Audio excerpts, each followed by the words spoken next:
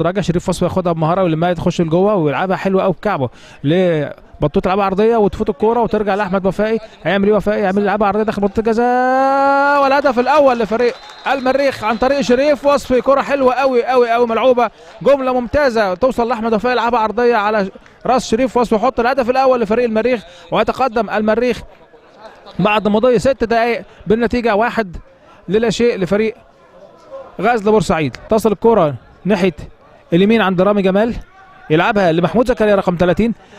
بعد التعديلات اجراها كابتن محمود العربي في ابراهيم العربي في التشكيل بعد الاداء والنتيجه في المباراه السابقه، طبعا نتيجه كارثيه تغلب 7-0. كره هجمه لفريق غزل محمود عوبه، هدف التعادل يسجل عماد رضوان، يفك النحس لنفسه والفريق، واول هدف لفريق غزل بورسعيد في الدوري هذا الموسم. يسجل عماد رضوان هدف التعادل لفريق غزل بورسعيد بعد مرور 14 دقيقة من أحداث الشوط الأول. أسامة السيد يلعبها أسامة لأحمد وفائي يدخل بيها لجوه ويلعبها عرضية ناحية شريف وصفي لوحده.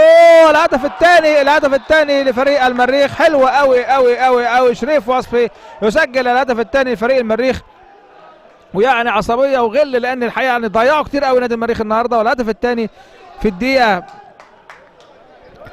28 من الشوط الثاني.